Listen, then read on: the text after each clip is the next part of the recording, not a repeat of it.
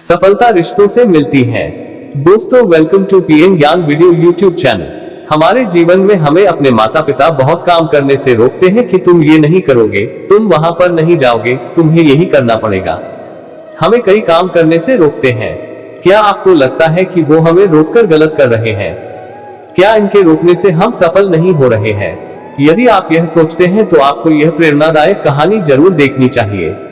एक बार एक व्यक्ति और उसका बेटा दोनों अपने घर की छत पर पतंग उड़ा रहे थे। पतंग बहुत ही ऊंची उड़ रही थी, वो बादलों को छू रही थी।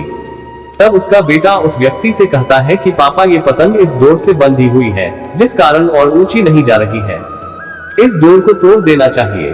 बेटे की ये बात सुनकर उसका पिता उसके कहने पर वो डोर तोड़ देता है। उसका बेटा बहुत खुश होता है। वह पतंग टूट जाने से बहुत ऊंचाई पर पहुंच जाती है, लेकिन फिर कुछ समय बाद वह कहीं दूर जाकर खुद ही नीचे गिर जाती है। यह देख उस व्यक्ति का बेटा उदास हो जाता है।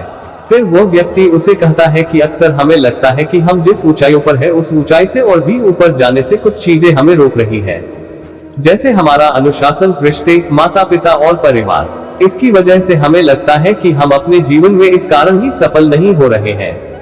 इन सब से हमें आजाद हो जाना चाहिए।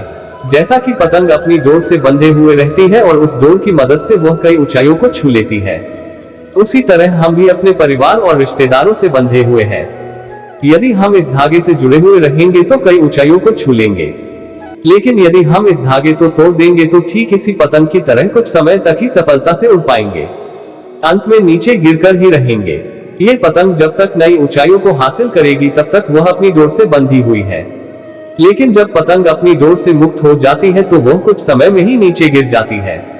उसी प्रकार हमें भी अपने जीवन में रिश्तों की डोर से बंधे हुए रहना चाहिए, जिससे हम अपने जीवन में नई ऊंचाइयां हमेशा हासिल करते रहे।